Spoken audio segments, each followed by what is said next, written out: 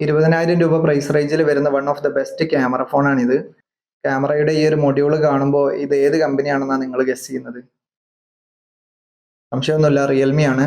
Realme ഒരുപാട് ഫോണുകൾ ഈ ഒരു മൊഡ്യൂൾ വെച്ച് ഇറക്കിയിട്ടുണ്ട്. അപ്പോൾ ഇത് റിയൽമി നാർസോ 70 Pro ആണ്, 5G ആണ്. അപ്പോൾ ഈ ഫോണിന്റെ മെയിൻ ഹൈലൈറ്റ് ഇതിന്റെ ക്യാമറ തന്നെയാണ്. ഇതിൽ ഉപയോഗിച്ചിരിക്കുന്ന സെൻസർ സോണിയുടെ IMX890 ആണ്. അപ്പോൾ ഈ ഒരു സെൻസർ ഈ ഒരു പ്രൈസ് റേഞ്ചിലുള്ള വേറെ ഫോണുകളിൽ ഞാൻ കണ്ടിട്ടില്ല. ഏതായാലും അതുകൊണ്ട് തന്നെ ഈ ഫോണിന്റെ ക്യാമറ അതിനനുസരിച്ചുള്ള ഒരു പെർഫോമൻസ് നമുക്ക് തരുന്നുണ്ട്. നല്ല റിസൾട്ടാണ് കിട്ടുന്നത്. അപ്പോൾ ഫോണിനെ കുറിച്ച് ഞാൻ ഡീറ്റെയിൽ ആയിട്ട് പറയാം. അപ്പോൾ ആദ്യമായിട്ട് ഞാൻ ഇതിന്റെ ബോക്സ് കാണിച്ചു തരാം. അത് ഈ ഒരു രൂപത്തിലാണ് ഇതിന്റെ ബോക്സ് വരുന്നത്. ഫോൺ ഇറങ്ങിയിട്ട് ഏറെക്കുറെ 5 മാസത്തോളമായി.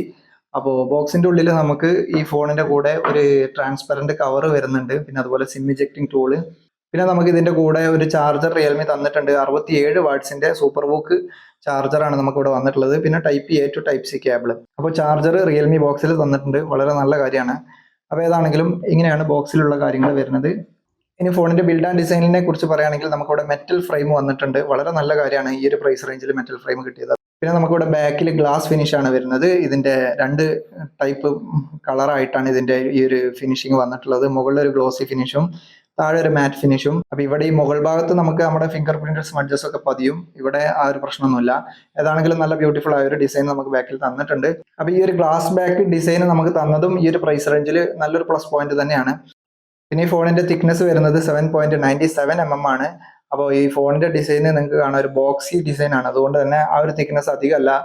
മാത്രമല്ല 8 mm ഉള്ളിൽ അവർ ഈ തിക്നെസ് ഒതുക്കി എന്നുള്ളത് വളരെ നല്ല കാര്യമാണ്.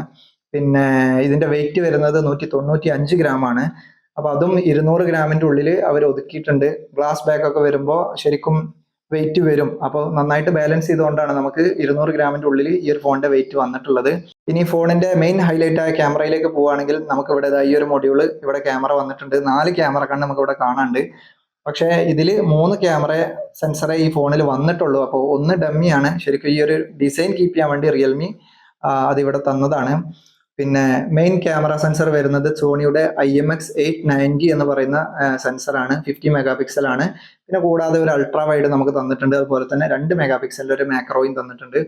അപ്പോൾ അങ്ങനെയാണ് ബാക്കിലുള്ള സെൻസേഴ്സ് വരുന്നത്. ഇനി ഇതിന്റെ ക്യാമറ പെർഫോമൻസിനെ കുറിച്ച് പറയുകയാണെങ്കിൽ നന്നായിട്ട് റിസൾട്ട് തരുന്ന ഒരു ഫോണായിട്ടാണ് എനിക്ക് തോന്നിയത്. കാരണം ഇതിൽ വരുന്ന സെൻസർ തന്നെയാണ് അതിന്റെ പ്രധാന കാരണം. ആ സെൻസർ ലൈറ്റിനെ അക്സെപ്റ്റ് ചെയ്യാൻ കുറച്ചുകൂടി കഴിവുള്ള ഒരു സെൻസറാണ്. അപ്പോൾ നമ്മളെ വീഡിയോ ഫോട്ടോ ഒക്കെ എടുക്കുമ്പോൾ ബാക്ക്ഗ്രൗണ്ടിൽ ലൈറ്റ് വരുമ്പോൾ ആ ഒരു വൈറ്റ് കയറി വരുന്ന ഒരു സ്വഭാവമുണ്ട്. പൊതുവെ നമ്മൾ ഫോണിൽ ഫോട്ടോ വീഡിയോ ഒക്കെ എടുക്കുമ്പോൾ ബാക്ക്ഗ്രൗണ്ടിൽ ക്യാമറയുടെ ഭാഗത്തേക്ക് ലൈറ്റ് അടിക്കുന്ന സമയത്ത് നമുക്ക് ഒബ്ജക്റ്റ് കറക്റ്റ് ഡിറ്റക്ട് ചെയ്യൂല. അപ്പോൾ ആ ഒരു വൈറ്റ് കയറി വന്ന് ഫോട്ടോ ഒരു ബോറ് ലെവലിലേക്ക് പോകും. പക്ഷേ ഈ ഫോൺ അതൊന്നും കൂടി നന്നായി ഹാൻഡിൽ ചെയ്യുന്നുണ്ട്. അത് ഈ സെൻസർ കാരണമായിട്ടാണെന്നാണ് എനിക്ക് മനസ്സിലാവുന്നത്. ഏതാണെങ്കിലും നമുക്ക് ഈ ഫോൺ വെച്ച് നന്നായിട്ട് പോർട്രേറ്റ് ഫോട്ടോയും പോർട്രേറ്റ് വീഡിയോ ഒക്കെ എടുക്കാനുള്ള ഓപ്ഷൻ ഇതിൽ വന്നിട്ടുണ്ട്. 2x പോർട്രേറ്റ് വീഡിയോ ഇതിൽ വന്നിട്ടുണ്ട്. അതുപോലെ തന്നെ പോർട്രേറ്റ് ഫോട്ടോ 2x എടുക്കാൻ പറ്റുന്നുണ്ട്. പിന്നെ നല്ലൊരു നൈറ്റ് മോഡും ഇതിൽ വന്നിട്ടുണ്ട്. അപ്പോൾ ഇതിന്റെ ക്യാമറയെ കുറിച്ച് ഒന്നും പറയാനില്ല. ഈ ഒരു പ്രൈസ് റേഞ്ചിൽ അടിപൊളി പെർഫോമൻസ് ആണ് കാഴ്ചവെക്കുന്നത്. നല്ല റിസൾട്ട് നമുക്ക് ക്യാമറ തരുന്നുണ്ട്. പിന്നെ ഈ ഫോണിന്റെ ഡിസ്പ്ലേ വരുന്നത് 6.67 ഇഞ്ച് സൈസ് വരുന്ന 120 Hz റിഫ്രഷ് റേറ്റ് വരുന്ന ഒരു അടിപൊളി AMOLED പാനലാണ് നമുക്കിവിടെ വന്നിട്ടുള്ളത്. പിന്നെ ഞാൻ നേരത്തെ പറഞ്ഞല്ലോ, ബോക്സി ഡിസൈൻ ആണ് നമുക്കിവിടെ വന്നിട്ടുള്ളത്. അതുകൊണ്ട് തന്നെ ഫ്ലാറ്റ് ഡിസ്പ്ലേ ആണ്, കർവ്ഡ് അല്ല. പിന്നെ ഡിസ്പ്ലേയുടെ ബെസൽ നോക്കുകയാണെങ്കിൽ നമുക്ക് ഇതാ ഇവിടെ ഏറെക്കുറെ എല്ലാ ഭാഗത്തും ഒരേപോലെയാണ് ബെസൽ വരുന്നത്. അടിഭാഗത്ത് മാത്രം ഒരു കുറച്ചധികം ഉണ്ട്. ഈ ഒരു പ്രൈസ് റേഞ്ചിൽ വരുന്ന ഫോണുകളിൽ അധികം നമ്മൾ ഇങ്ങനെ തന്നെയാണ് കാണാറുള്ളത്. അതുകൊണ്ട് നമ്മൾ എക്സ്പെക്ട് ചെയ്യുന്ന ആ ഒരു ലെവലിൽ തന്നെ വന്നിട്ടുള്ളൂ. അപ്പോൾ എല്ലാം കൊണ്ടും നല്ലൊരു ഡിസ്പ്ലേ ആണ് നമുക്ക് തന്നിട്ടുള്ളത്. പിന്നെ ഫ്രണ്ട് ക്യാമറ 16 മെഗാ ഒരു പഞ്ച് ഹോൾ ക്യാമറ നമുക്കിവിടെ തന്നിട്ടുണ്ട്. ഈ ഫോൺ ഇറങ്ങുന്ന സമയത്ത് എനിക്ക് തോന്നുന്നത് ഇതിൽ 4K സപ്പോർട്ടഡ് ആയിരുന്നില്ല എന്നാണ്. പിന്നെ നമുക്ക് 30 FPS-ലും 60 FPS-ലും 1080p-ലാണ് വീഡിയോ എടുക്കാൻ പറ്റിയിരുന്നത് എന്നാണ് എനിക്ക് തോന്നുന്നത്, ഡീറ്റെയിൽസ് ഒക്കെ നോക്കിയപ്പോൾ. പക്ഷെ ഇപ്പോൾ അപ്ഡേഷനിലൂടെ ഇതിൽ 4K സപ്പോർട്ടഡ് ആണ്. 30 FPS-ൽ നമുക്ക് 4K വീഡിയോ എടുക്കാൻ പറ്റുന്നുണ്ട്. പിന്നെ ഇതിൽ നമുക്ക് OIS പ്ലസ് EIS സ്റ്റെബിലൈസേഷൻ ആണ് വരുന്നത്. അതുകൊണ്ട് തന്നെ നമുക്ക് നല്ല സ്റ്റെബിലിറ്റി ഉള്ള വീഡിയോ ബാക്ക് ക്യാമറയിൽ എടുക്കാൻ പറ്റുന്നുണ്ട്. ഫ്രണ്ട് ക്യാമറയിൽ നമുക്ക് 1080p-ൽ മാത്രമേ വീഡിയോ എടുക്കാൻ പറ്റുള്ളൂ. മാത്രമല്ല ഫ്രണ്ട് ക്യാമറ കുഴപ്പമില്ല, ആവറേജ് ക്വാളിറ്റി നമുക്ക് തരുന്നുണ്ട്.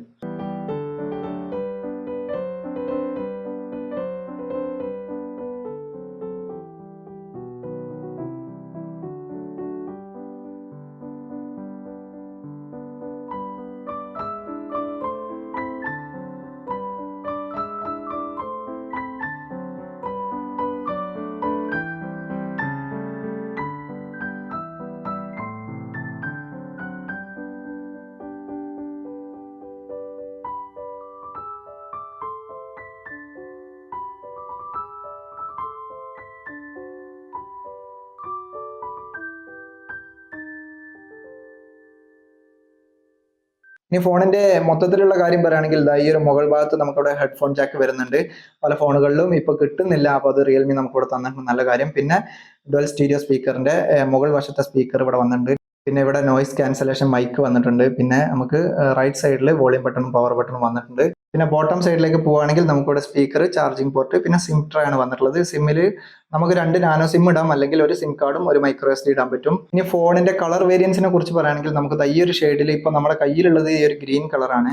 ഇതുപോലെ തന്നെ നമുക്കൊരു ഗോൾഡ് കളർ അവൈലബിൾ ആണ്. പിന്നെ റാം ആൻഡ് സ്റ്റോറേജ് ബേസ്ഡ് ആയിട്ടുള്ള വരുന്ന വേരിയന്റ് എന്ന് പറഞ്ഞാൽ ഈ ഫോണിന് ഒരു റാം വേരിയന്റേ വരുന്നുള്ളൂ, 8GB റാം. സ്റ്റോറേജ് നമുക്ക് 128ഉം അതുപോലെ തന്നെ 256 സ്റ്റോറേജ് വരുന്ന ഒരു വേരിയന്റ് വരുന്നുണ്ട്. അപ്പോൾ അത് ബേസ്ഡ് ആയിട്ടും 2 വേരിയന്റ് മാത്രമേ വരുന്നുള്ളൂ. ഇനി ഇതിന്റെ പെർഫോമൻസ് ലെവലിലേക്ക് പോവുകയാണെങ്കിൽ നമുക്ക് ഈ ഫോണിൽ കിട്ടിയിരിക്കുന്ന ചിപ്സെറ്റ് MediaTek Dimensity 7050 ആണ്. അപ്പോൾ വളരെ മോശം ചിപ്സെറ്റ് ആണെന്ന് പറയാൻ പറ്റില്ല. ഈ ഒരു പ്രൈസ് റേഞ്ചിൽ ഇതിനേക്കാളും നല്ല ചിപ്സെറ്റ് വരുന്നുണ്ട്. പക്ഷേ ഈ ചിപ്സെറ്റ് ആണ് നേരത്തെ റിയൽമി 11 Pro അതുപോലെ തന്നെ 12 Proയിലൊക്കെ വന്ന ചിപ്സെറ്റ്. ആ ഫോണുകളൊക്കെ 25,000 to 30,000 രൂപ പ്രൈസ് റേഞ്ചിൽ വന്നിരുന്ന ഒരു ഫോണുകളാണ്. ഇപ്പൊ നിലവിൽ നമുക്ക് 20,000-ന്റെ ഉള്ളിൽ ഇതിനേക്കാളും നല്ല ചിപ്സെറ്റ് കിട്ടുന്നുണ്ട്. പക്ഷേ ഈ ഫോൺ ശരിക്കും ക്യാമറ ഓറിയന്റഡ് ആയിട്ടുള്ള ഒരു ഫോൺ ആയതുകൊണ്ട് നമുക്ക് ധൈര്യമായിട്ട് വാങ്ങാൻ പറ്റും. കാരണം അതൊക്കെ നന്നായിട്ട് മാനേജ് ചെയ്യാൻ പറ്റുന്ന ഒരു ചിപ്സെറ്റ് തന്നെയാണ് റിയൽമി ഇതിൽ തന്നിട്ടുള്ളത്. ക്യാമറയിലാണ് മെയിൻ ഫോക്കസ് കൊടുത്തിട്ടുള്ളത് എന്ന് മാത്രമല്ല ഈ ഫോണിൽ നമുക്ക് 6 ലക്ഷത്തിന്റെ അടുത്ത് AnTuTu സ്കോർ വരുന്നുണ്ട്. അതുകൊണ്ട് ചെറിയ രീതിയിലുള്ള ഗെയിമിങ്ങും അത്യാവശ്യം മൾട്ടി ടാസ്കിങ്ങും കാര്യങ്ങളൊക്കെ നമുക്ക് ഇതിൽ ചെയ്യാൻ പറ്റും. പിന്നെ അതിന്റെ പുറത്ത് നമുക്ക് ഹീറ്റിംഗ് കൺട്രോൾ ചെയ്യാൻ വേണ്ടി, നന്നായിട്ട് ബാലൻസ് ചെയ്യാൻ വേണ്ടിയിട്ട് റിയൽമി ഇതിൽ വേപ്പർ ചാമ്പർ കൂളിംഗ് സിസ്റ്റം തന്നിട്ടുണ്ട്. അപ്പോൾ നല്ലൊരു കാര്യമാണ് 20,000 രൂപ പ്രൈസ് റേഞ്ചിൽ നമുക്ക് ആ ഒരു സംഗതി തന്നത്. ഏതായാലും ഈ ഒരു പ്രൈസ് റേഞ്ചിൽ നല്ല ചിപ്സെറ്റ് ആണ് റിയൽമി തന്നിട്ടുള്ളത്. കാരണം ഇതൊരു ക്യാമറ ഫോണാണ്. അപ്പൊ ക്യാമറയിൽ നമുക്ക് അത്യാവശ്യം നല്ല സ്പെക്ക് തന്നിട്ടുണ്ട്. അപ്പൊ അതിന്റെ ഭാഗമായിട്ട് റിയൽമി നമുക്കിവിടെ ചിപ്സെറ്റിൽ ചെറിയൊരു കോസ്റ്റ് കട്ടിങ് നടത്തിയിട്ടുണ്ട്. ഇനി ഇതിന്റെ സോഫ്റ്റ്വെയറിന്റെ കാര്യം പറയുകയാണെങ്കിൽ നമുക്ക് ലേറ്റസ്റ്റ് ആൻഡ്രോയിഡ് 14 ഫോൺ വന്നിട്ടുള്ളത്. അതുപോലെ തന്നെ റിയൽമി UI 5 വന്നിട്ടുള്ളത്. ലേറ്റസ്റ്റ് തന്നെയാണ് എല്ലാം വന്നിട്ടുള്ളത്. പിന്നെ റിയൽമിയുടെ ഫോണുകളിൽ ബ്ലോട്ട്വേഴ്സ് നന്നായിട്ട് ഉണ്ടാവാറുണ്ട്. അപ്പോൾ ഈ ഫോണിൽ അത് കുറച്ച് കുറവുണ്ട്. അതേതായാലും നന്നായി. ഇനി ഈ ഫോണിന്റെ ബിൽഡിങ്ങിൽ നമുക്ക് എടുത്തു പറയേണ്ട മറ്റ് ഫീച്ചേഴ്സ് നോക്കുകയാണെങ്കിൽ നമുക്കിവിടെ ഇൻ ഡിസ്പ്ലേ ഫിംഗർ പ്രിന്റ് ആണ് ഒന്ന്. രണ്ടാമത്തേത് നമുക്ക് IP54 dust and water resistance feature നമുക്ക് ഇതിൽ വന്നിട്ടുണ്ട്. പിന്നെ മറ്റു ഫോണുകളിലൊന്നും ഇല്ലാത്ത ഈ ഫോണിൽ സ്പെഷ്യൽ ആയിട്ട് ഞാൻ കണ്ട ഒരു ഫീച്ചർ, ഇതിൽ നമുക്ക് എയർ ജസ്റ്റർ ടെക്നോളജി എന്ന് പറഞ്ഞിട്ട് ഒരു സംഭവം തന്നിട്ടുണ്ട്. അതായത് നമ്മൾ സ്ക്രീനിൽ ടച്ച് ചെയ്യാൻ തന്നെ ഇതിന്റെ മുകളിലൂടെ ഇങ്ങനെ കൈകൊണ്ട് വേവ് ചെയ്യുമ്പോൾ, ഇങ്ങനെ ആക്ഷൻ കാണിക്കുമ്പോഴൊക്കെ വീഡിയോ സ്വൈപ്പ് ആവും. അതുപോലെ തന്നെ മറ്റു കുറെ ഫങ്ഷൻസ് വർക്ക് ആവുന്നുണ്ട്. അപ്പൊ അത് 100% സക്സസ്ഫുൾ ആണെന്ന് ഞാൻ പറയുന്നില്ല. പക്ഷെ ആദ്യമായിട്ട് കണ്ടൊരു ഫീച്ചറാണ്. അപ്പോൾ ഒരു വെറൈറ്റി ആയിട്ട് തോന്നി. അങ്ങനെ ഒരു ഫീച്ചർ ഇതിൽ വന്നിട്ടുണ്ട്. അപ്പൊ ഏതായാലും റിയൽമി നാർസോ 70 Proയുടെ കാര്യങ്ങൾ ഇങ്ങനെയൊക്കെയാണ്. അപ്പോൾ 20,000 രൂപ റേഞ്ചിൽ നിങ്ങൾക്ക് കിട്ടാവുന്ന one of the best camera ഫോണാണ്. നല്ല വീഡിയോ ക്വാളിറ്റിയും നല്ല ഇമേജ് ക്വാളിറ്റിയും നിങ്ങൾക്ക് ഇതിൽ കിട്ടും. പിന്നെ ആമസോണിലാണ് ഇതിന്റെ സെയിൽ വന്നിരുന്നത്. പല സമയത്തും ഈ ഫോണിന്റെ പ്രൈസ് 19,000 18,000 ഒക്കെ വന്ന് കുറഞ്ഞിട്ടുണ്ടായിരുന്നു.